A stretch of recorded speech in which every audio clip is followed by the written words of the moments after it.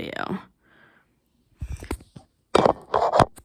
I needed to readjust my camera, so sorry about that. So I'm gonna restart my video about Glee again because I had to readjust my camera. My face was not in the picture all the way for something I was talking about, so I had to restart. So we're gonna start with most unhinged Glee moments, and then work our way backwards. Some of these videos really cross over a lot in material that they discuss, so that's why I may repeat myself. Dog goes woof, cat goes meow, bird goes tweet, and mouse goes squeak. Welcome to MissMOjo, and today we're counting down our picks for the top 10 most unhinged Glee moments. I guarantee you that in 20 years, twerking will be considered a silly, nostalgic dance. So I ask you, do you want to be on the right side of musical history? For this list, no, I don't, Mr. Shu. I don't. Utterly bonkers things that ever happened on this popular series. Some plot points will be discussed, so a mild spoiler alert is now in effect. Which outrageous moment had you shook? Let us know in the comments. Number 10, the Chipmunk song, Christmas Don't Be Late. Purist. You see this dress, you got it. This fits so good, you fly. Soul to ever join the New Directions learned that the hard way. The fact that they had their swimsuits on and they never actually got intimate. He's rightfully. This isn't the first time actress Jane Lynch sang Evan, Theodore, and Simon.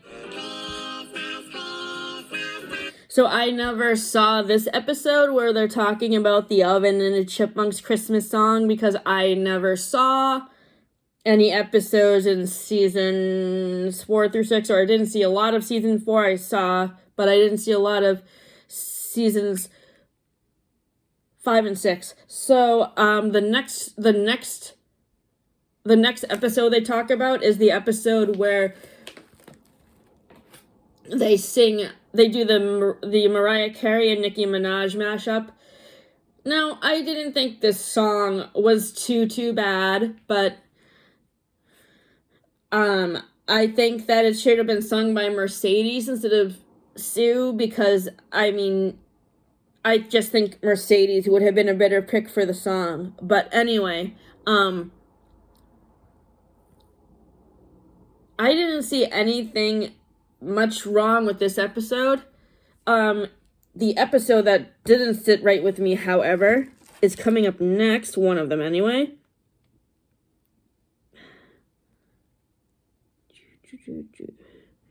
Just trying to find the right spot. Here we go. Number 8, Quinn tricks Finn into believing he's the father of her baby. In the 4th episode of the series, Quinn tells Finn that she's pregnant. I'm pregnant.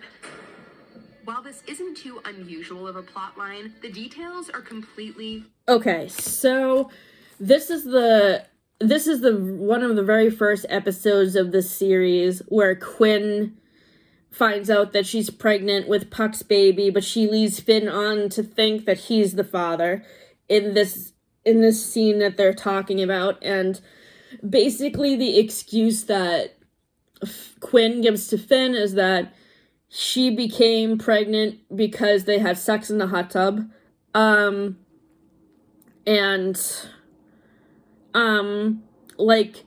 They go on into this video to talk about how, like, it doesn't make sense because they had their swimming suits on. And I always wonder that too. Like, how would that really work?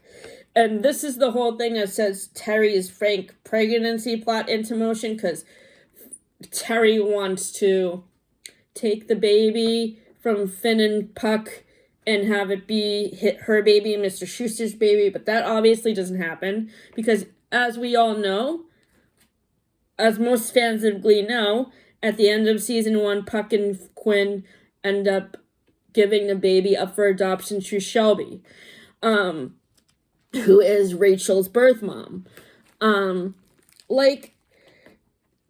I just think Finn was so cruel. I think Quinn was so cruel to Finn in this episode for leading him on like that, and he should have just been honest and said that it wasn't his baby. That way, that whole situation could have been avoided. And in another video, they mentioned this too. And they say how Quinn's pregnancy was unrealistic because she doesn't really take a lot of time off from school during her pregnancy, and she's up there dancing with the rest of the Glee Club. So that's like a plot hole that they really missed out upon for talking about teen pregnancy. And like a show that was on at the same time as Glee that handled this situation a lot better was Degrassi The Next Generation, which I think was on a different network. I don't remember which one, but I think that like maybe the Glee writers should have taken examples from how that script was written. But maybe if there was a reboot or a new show of Glee that features the characters grown up 10 years later, they could feature Quinn and Puck's daughter Beth as a teenager, and this could be a situation where Shelby introduces Quinn to Beth and they talk to her about how she was adopted. And like in Degrassi, The Next Generation, how they handle the teen pregnancy is that the baby is given up for adoption, and the main character who has the baby like puts together a box for the baby, like of how that tells the baby how much she was loved by her birth mother and everybody around them. So that is something that maybe Glee should have done to better handle the teen pregnancy thing. Another one character I felt was underrepresented in Glee, who was a newbie in season 4 after the main cast graduated, was Marley Rose. Marley and her family were poor. She was the daughter of a single mother who worked in the cafeteria as a cook. I just feel like her storylines were not handled very well. Her character could have used a lot more development. And let me get on to talking about her in the next episode of The Unhinged Moments.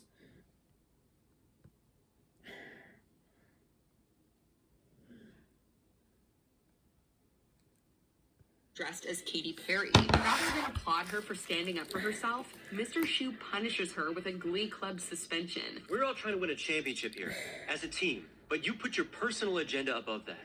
I'm sorry, but... Okay, what pisses me off about this episode, which is from season 4, and it's the episode where they feature Lady Gaga and Katy Perry music, is that Mr.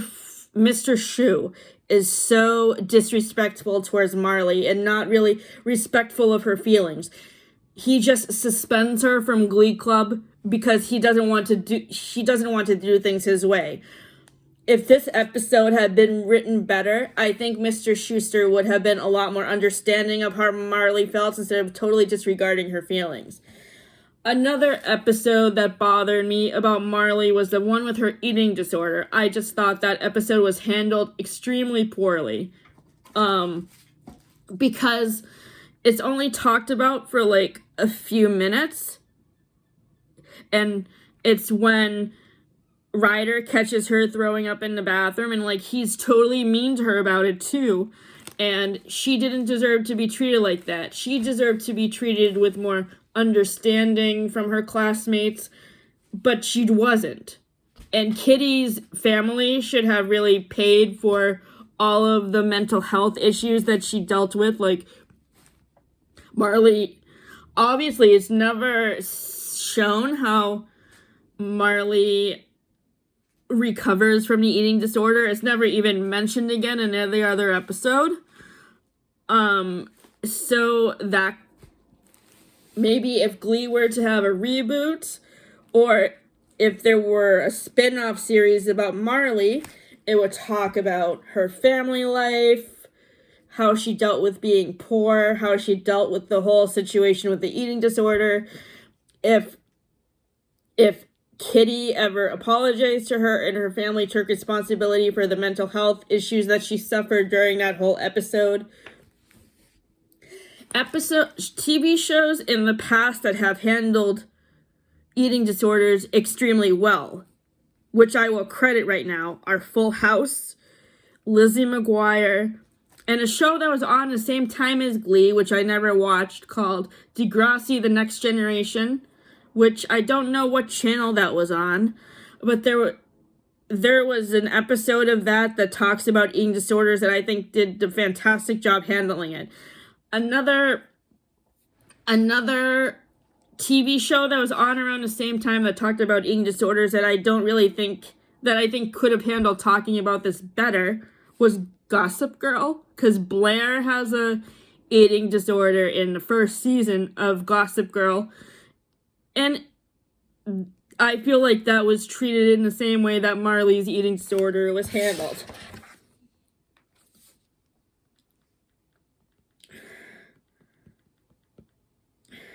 But you're suspended for the rest of the week. What kind of sector? Here's another reason why.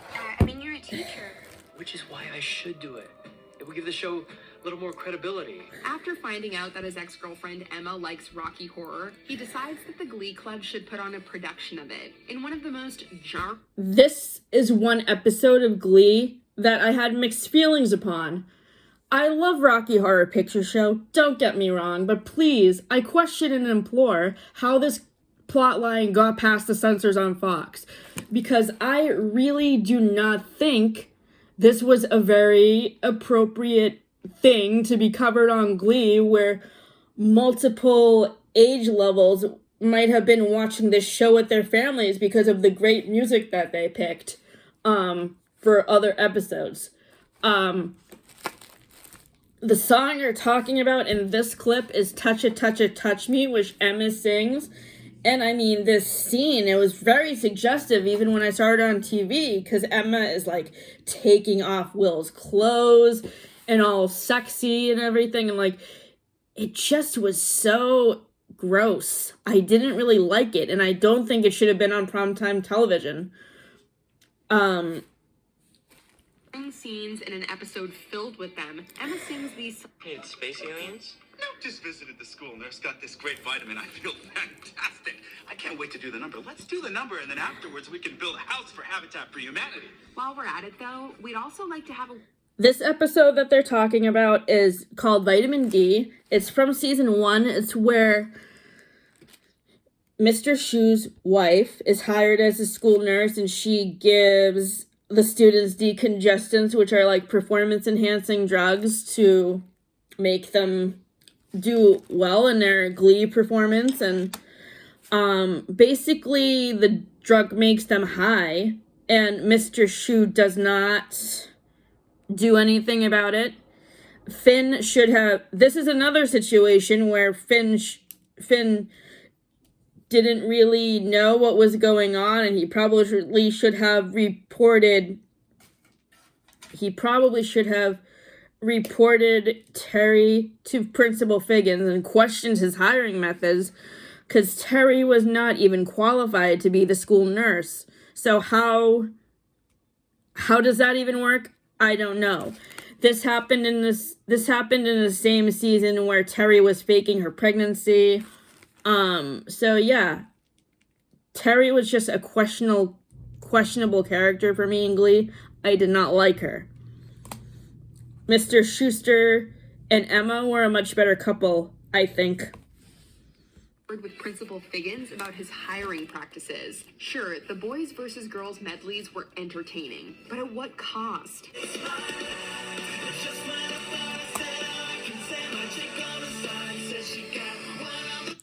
I used to pre-rinse dishes because my old detergent didn't actually get them clean. But new Cascade Platinum Plus has me doing dishes differently. With double the Dawn grease fighting power and double the scrubbing power, so you can load this and get this. New Cascade Platinum Plus. Dare to dish differently. Number 2, blurred lines. As shocking as Sue could be, sometimes she was the only voice of reason. Sue Sylvester wants to draw a line in the sand? Well, we're gonna blur it. And blow this debate wide open. Here, she decides that twerk. Okay, so this episode featured the Robin Thicke song Blurred Lines.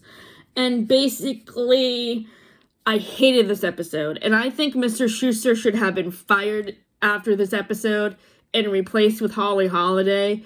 Because this song is disgusting. It's gross. It's perverted. It should have never been allowed on primetime television. I'm sorry. If other people disagree and they like this performance, I respect your opinion, but I just think this song is gross.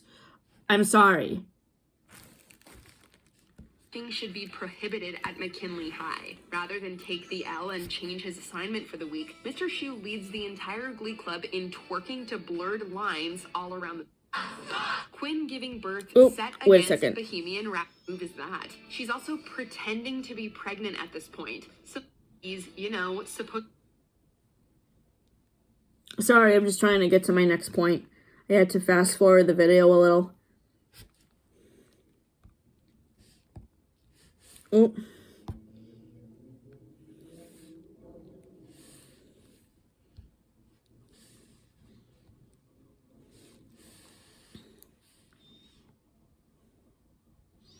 Cracker for the rest of the day. When she suspects that Mr. Shu is cheating on her, she gets a job at his school as the nurse, even though she's completely unqualified. She then starts providing...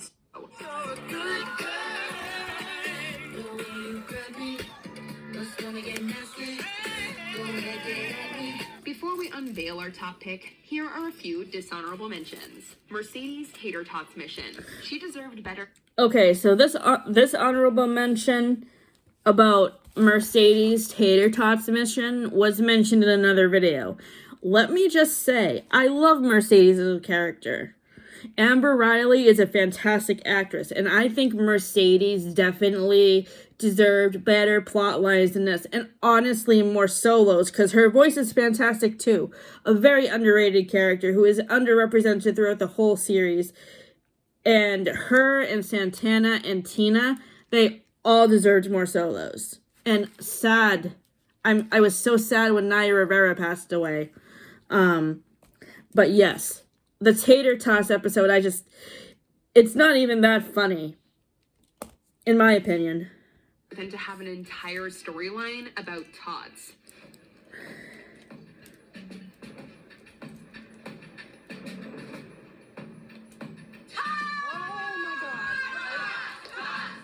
Quinn giving birth set against Bohemian. Okay, this honorable mention is talking about Quinn giving birth set to the musical Bohemian Rhapsody. Unhinged? I don't think so. I liked this scene, and I thought it was cool how they paired up Quinn's pregnancy with this song, and I loved how at the end it's so sweet when Quinn is holding her baby at the end. I don't understand why they have this listed as an honorable mention. I thought that the editors did a great job meshing these scenes together. I thought it was great. In Rhapsody, who edited this together and why?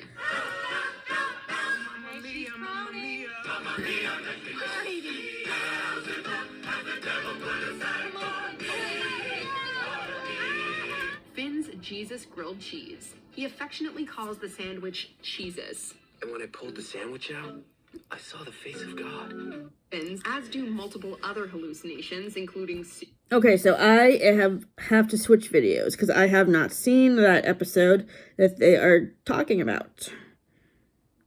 The next video is talking about Glee songs that we're glad Glee wasn't around for.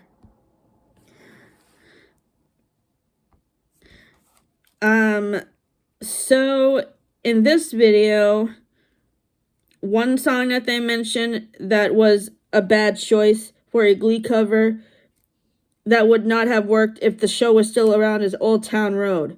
personally, I have no issues with that song. If Glee was still around or a reboot was made, sure. I think Old Town Road would be a fun song for them to do. And another song on this list that I didn't agree with their placement of was at number 3, and it was the soundtrack of Hamilton. Glee ended in March of 2015, and Hamilton was released in August. If they were to do a spin-off series of Glee or a reboot, I think they should definitely include Hamilton. There's actually some kind of Tumblr post that outlines which songs would have been the best fit for the characters that Amy Lovett mentioned in her video, which I don't have a link to, unfortunately. But yes, I think Hamilton would have been iconic in Glee.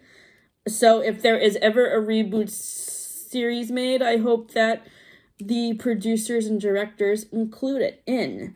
But as far as the other songs they mention, there are a lot of songs that I have never heard of because I'm not really familiar with a lot of the more recent songs. Now let's talk some of the worst covers on Glee. Odd dance moves and facial expressions. Number 10, The Final Countdown. By season 6 of Glee, Will Schuester and Sue Sylvester had bickered and competed.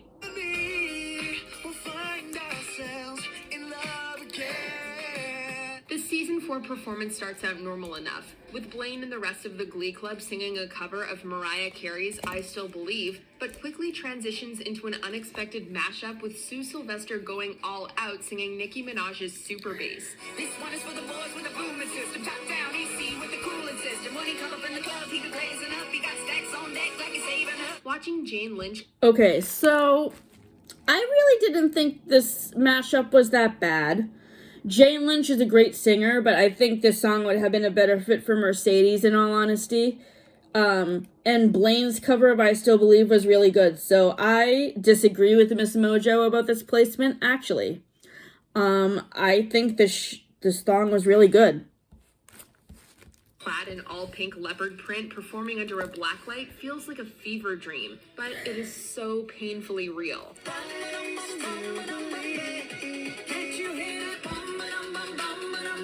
At the time, Mariah Carey and Nicki Minaj were in a very public feud on American Idol, which could explain how this insane mashup idea came about. But even with context, this performance is one of the... Number 6, Let's Have a Kiki, Turkey Lurkey Time. Let's have a kiki. I want to have a kiki. Lock the doors. Tight. Let's have a kiki. Mother. I'm gonna let you have it. Speaking of terrible mashups, whose idea was this one? According to Glee, nothing says Thanksgiving like a classic drag queen party anthem from 2012, interrupted by a turkey-centric song from the 1968 musical Promises, Promises. It's turkey lucky time. Tom Turkey ran away, but he just came home. So I haven't seen this episode yet, but the reason why I'm including it in my list is because Burt Bacharach died yesterday, and Promises, Promises is a musical that features his music, so I just figured I would play that clip of Turkey Lurkey Time and Let's Have a Kiki to honor him. I still need to watch this episode, though, so I can't comment on whether or not this song was a good cover. It sounds good to me. I just don't think... I think the songs would have been better on their own instead of in a mashup, if that makes any sense. Because I think both of these songs sounds good together on their own. These two songs should never have been mentioned in the same sentence, let alone turned into a mashup. This Kiki is marvelous. Oui, no, Kiki. Number 2, Thong Song. Check it out. Ooh, that dress so scandalous, and you know another guy couldn't handle it. She's shaking that thing like who's the ish, with the look in your eyes so devilish. It's hard to tell if the original intention of this song was to be romantic, ridiculous, or both, but to us it just comes across as extremely embarrassing for everyone involved. Okay, so in general, I hated Mr. Shoes rapping. I just think he was really bad at it. I think they should have picked... I'm not sure who they should have picked to do the rapping, but it should not have been Will, because as I just said, he was not very good. So that's my opinion. I totally agree with MissMOjo's ranking here. I think it makes perfect sense. And she had dumps like a truck. Before we unveil our number one pick, here are some honorable mentions. The Rain in Spain. The New Directions boys perform a rock cover of a My Fair Lady song. The rain in Spain stays mainly in the plain. I think he's got it. The rain in Spain stays mainly in the plain. Okay, so this is another opinion of MissMOjo's I disagree with, because this is one of my favorite songs from My Fair Lady, and I really liked the way they changed up the instrumentation of it by having rock and roll as the backing. I actually think the song is a lot of fun. So yeah, I think this should have been an honorable mention in the best Glee covers list, actually, instead of on the worst. By George, he's got it. Afternoon Delight. An incredibly ironic song for the Celibacy Club to sing. Gonna find my baby, gonna hold her tight, gonna grab some afternoon delight. My motto's always been when it's right, why wait until the middle of a cold. So I think this song was from, wait. Run Joe.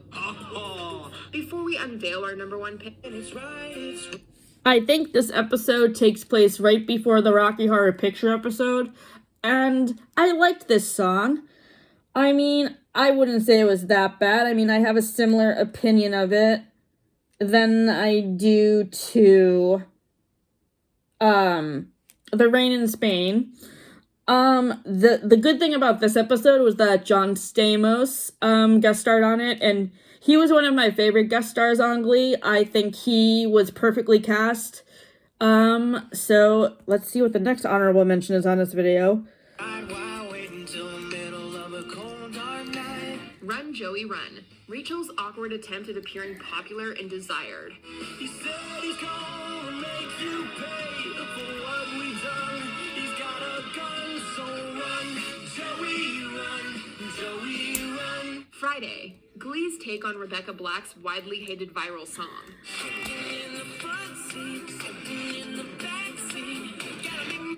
I don't understand why this song is widely hated. I mean, I respect other people's opinion of it, but personally, I think it's a really fun song to dance to. And again, this is an honorable mention that I feel should have been on their top 10 best covers list, because I mean, I think it's just a great song.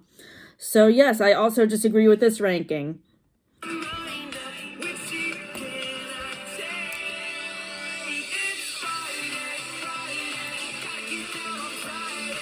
Red Solo Cup. Sam professes his love of plastic drinkware. Now Red Solo Cup is the best receptacle for barbecues, tailgates, fairs, and festivals, and you, sir, do not have a pair of testicles if you prefer drinking from glass.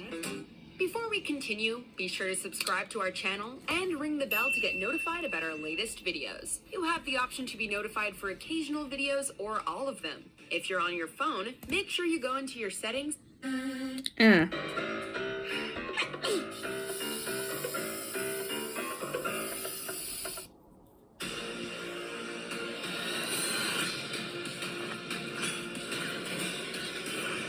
Number 7. I Still Believe Super Bass. Sorry, I rewound it. Oop. Here we go. Sam professes his love of plastic drinkware. Now Red Solo Cup is the best receptacle for barbecues, tailgates, fairs, and festivals, and you, sir, do not have a pair of testicles if you prefer drinking from glass. Before we continue, be sure to subscribe to our channel and ring the bell to get notified about our latest videos. You have the option to be notified for occasional videos or all of them. If you're on your phone, make sure you go into your settings and switch on notifications. Number 1. The Fox. Dog goes woof, cat goes meow, bird goes tweet, and mouse goes squeak. For a brief moment in pop culture history, the song was absolutely everywhere, prompting... Alright, so I never saw that episode, so let me just find the next video I was gonna talk about. Glee. playlist. Where'd it go?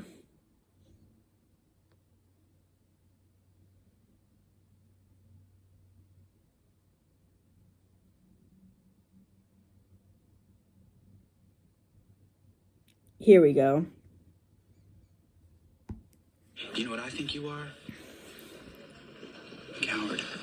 3. Biphobia. One would idea that bisexuality is simply a phase.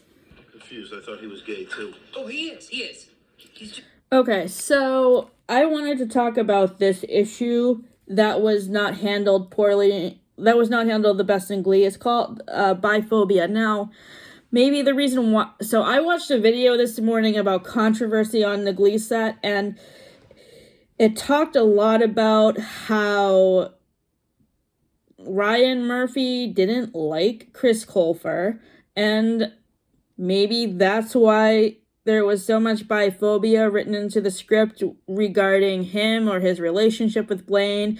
In this episode from season 2, Blaine and Rachel drunkenly kiss at a party, and Kurt thinks that Blaine is bisexual, but I mean, I just think this could have been handled better. Maybe this was Ryan Murphy's own issues with Chris Colfer being projected into the writing of his scripts. That's the impression that I got after rewatching this video, after I watched the video about the controversy on the Glee set earlier today. So, that was a pretty eye-opening video. Experimenting. Brittany is later revealed to actually be bisexual, but even she faces unchallenged biphobia. In New York, Santana begins dating a girl named Danny and expresses that she's happy she doesn't have to compete with men with her like she did with Brittany. Any chance of you guys getting back together? I love her, but that's over. I mean, it's probably for the best. I think you need a 100% sapphic goddess. Number 2, writer's mistreatment. The new... So, I don't remember this episode. I think it's one of the episodes from season 4 I didn't watch, but based on this clip that I see in this video, I just don't like how Ryder is treated by his classmates. I think it's pretty horrible because they totally, invalidate his feelings about being abused by his babysitter. It's just not cool. I really don't like this.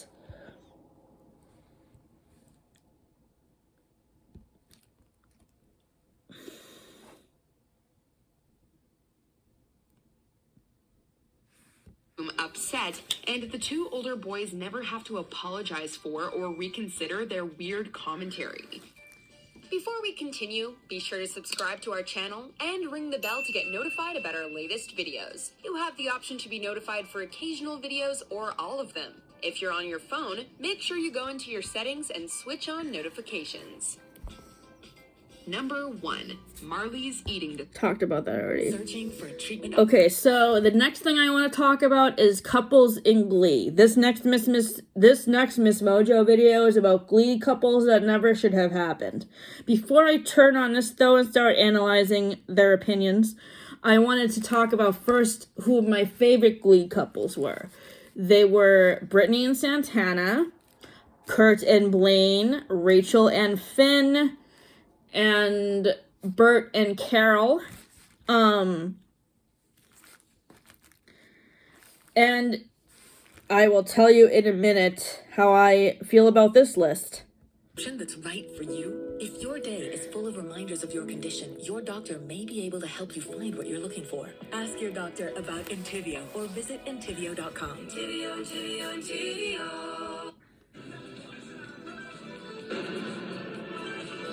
This whole thing was just disturbing. I knew this would be a little weird for you. Love chooses you. Puck was looking for new members to join the Glee Club when he got tossed in a porta potty and left there all night. Lauren found him and he instantly fell for her. Are you an angel? Screw you. It was cool to see Puck actually have to woo someone for once. So the episode they're talking about here is from season 2. It's between Puck and Lauren. I thought this relationship was cute and it should have been further developed. It's too bad that it only lasted for a single episode, or a single season, and then we never heard anything about their relationship again, or if they broke up, or if Lauren ended up dating somebody else, because, I mean, Puck, he's all over the place with his relationship in the show, and we'll get to another relationship of his that I didn't like in a second, but I thought this was one of the better relationships in this season, and another relationship I think deserved more development, that's not mentioned in this video because it was one of the better relationships was between Quinn and Sam. There's an episode where it features the songs of Fleetwood Mac, the Rumors album, and rumors are going around the Glee Club that Kurt and Quinn are cheating on their significant others with Sam, but this isn't true. His dad is unemployed and his parents are living in a motel.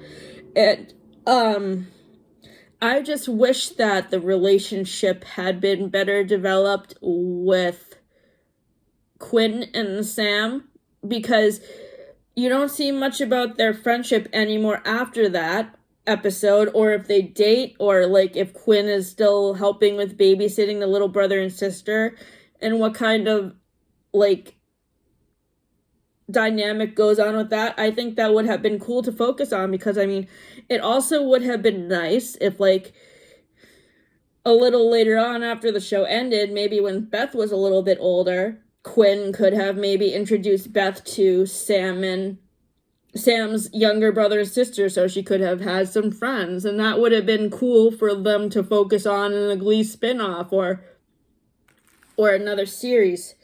This shut off again. Sorry.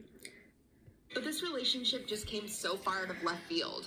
There were some fun moments between them, like when he sang her Fat Bottom Girls, or when he helped her gain the confidence to get over her stage fright, but that was pretty much all they had. I know what boys like. Boys like. Boys like. And when the show came back for season 3, she was just gone and they were done. Number 8, Jake and Bree. Don't know much about them. Quinn and Joe. Here we go. Being homeschooled and very religious, there was an opportunity for conflict and growth for him. But aren't you homeschooled? Joe was one of the newbies of season 3, brought into the Glee Club after his talents were showcased in the God Squad Club. He seemed interesting at first. Being homeschooled and very religious, there was an opportunity for conflict and growth for him. But unfortunately, he became little more than Quinn's love interest. So I'm saving up. So this is another relationship with Quinn that I thought was underdeveloped. So Quinn meets Joe after her car accident because she is her physical therapist, and he's also in the Glee Club. I mean, I like Joe as a character. I thought he was a nice guy. I thought he brought out a nicer side of Quinn. I think they had a great duet together based on this clip. But yeah, I mean, after Quinn recovers from her injury and she graduates, like, you never hear about what happened to him again. So that was kind of a bummer, because I really liked Joe and I really liked his dynamic with Quinn. So I don't agree with that, with what they say in this video about this relationship never should have happened, because I think it provided some nice character development for Quinn to be with somebody else besides besides Puck, because Puck was not my favorite character on Glee. I have nothing against Mark Saling's acting at all. He was really talented, but I just didn't like his character. I respect your opinion if you did like him. Next couple.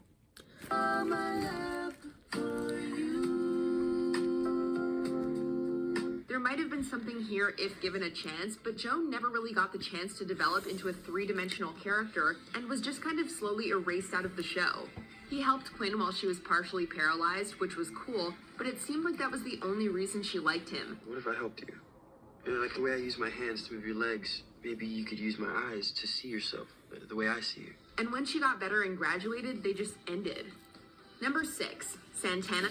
before I move on to the next couple I'm going to talk about in this video, I just wanted to mention another thing that I did not like about that episode of Glee where Quinn has her car crash. Oops. Okay, so this episode that this focuses on is On My Way, and it's when Quinn gets in a car crash on her way to Finn and Rachel's wedding. One thing I hated about this episode was how, in my opinion, after Quinn had her accident, I think her body double should have been somebody in a wheelchair, because Diana Agron is a great actress, and she did great in this episode with dealing with her character's injury and everything, but like, if in this episode Quinn had a body double in a wheelchair, I just think her disability would have seemed more realistic than it would have been to have an able-bodied actor in that position.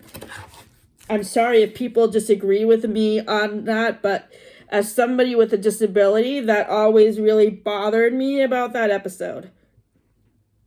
Have an H&R Block Tax Pro do your taxes online, and tax season feels just as good as all those other seasons. You know what I think you are? Coward. In the season 2 episode, Blame It on the Alcohol, Blaine kisses Rachel while drunk and briefly considers that he may be bisexual. Throughout the episode, Kurt completely dismisses the idea, perpetuating the biphobic idea at his high school. She should be fired. Oh, here we go. Shelby and Puck's relationship. Great. In Glee's first season, the series seems to set itself apart from other teen shows by taking a strong stance against student-teacher relationships. Rachel has a crush on Glee coach Will Schuester, but he quickly sets the... Okay, so there are two things I want to talk about in this video. I lost the other video I was watching, but we're back to the handling serious issues thing. So with the parent-teacher relationships thing, I hated that. I hated the episode where Rachel has a crush on Mr. Schuester. I thought it was gross. I loved all the music in the episode, don't get me wrong, but I just thought that whole plot line was gross, and I thought that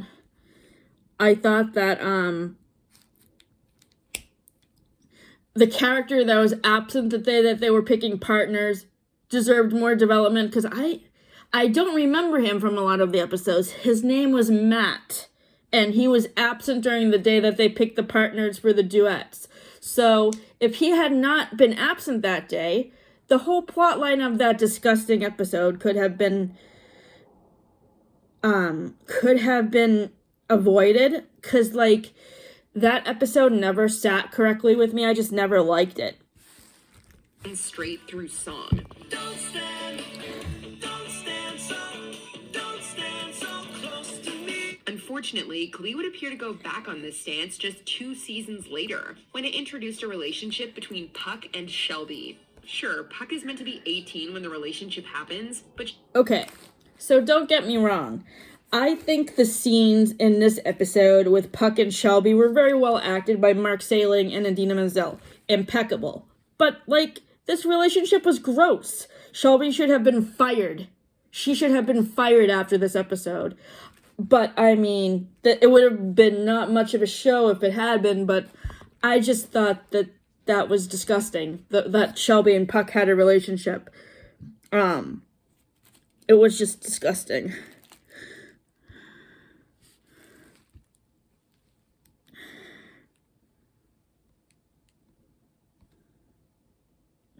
Where'd it go?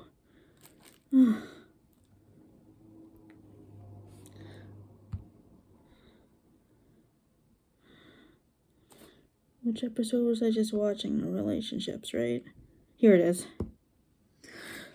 Get ready. In the Air Force Reserve, you have the freedom to find your own meaning of success. The freedom to choose your own career and build your future on your own time. When you're ready, so are we. I do find it a little strange when people wear, like, their robes in the lobby.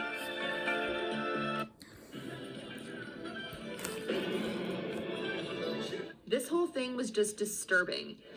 Honest, I need to spice up my image a little.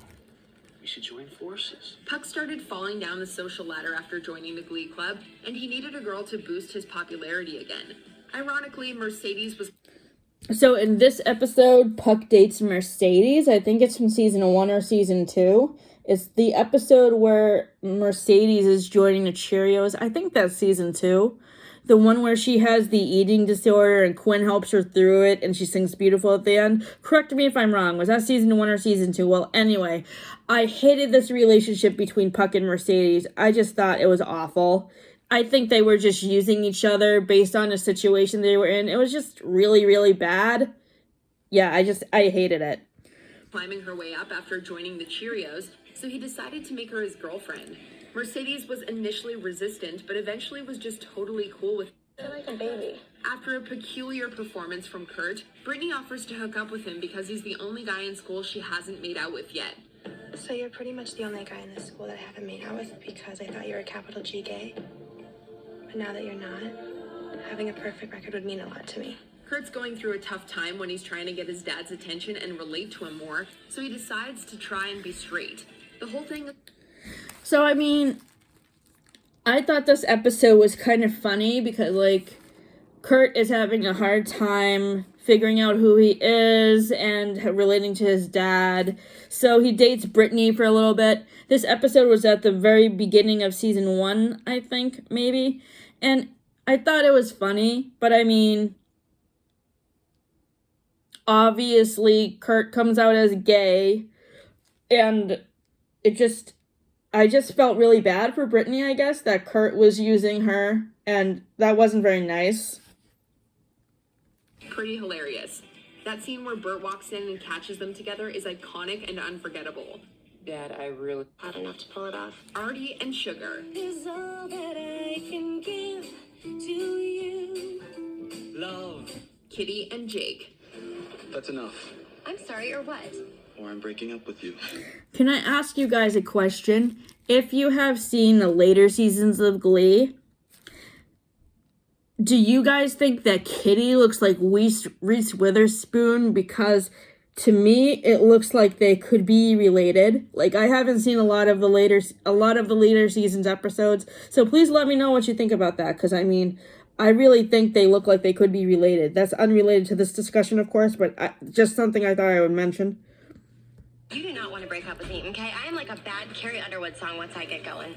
Before we continue, be sure to subscribe to our channel and ring the bell to get notified about our latest videos. You'll have the option to be notified for occasional videos or all of them. If you're on your phone, make sure you go into your settings and switch on notifications. Number 1, Blaine and Karofsky. Okay, so, I actually think that's a good place to leave off on it, because I didn't see the episode where Blaine dates Karofsky, but anyway, so...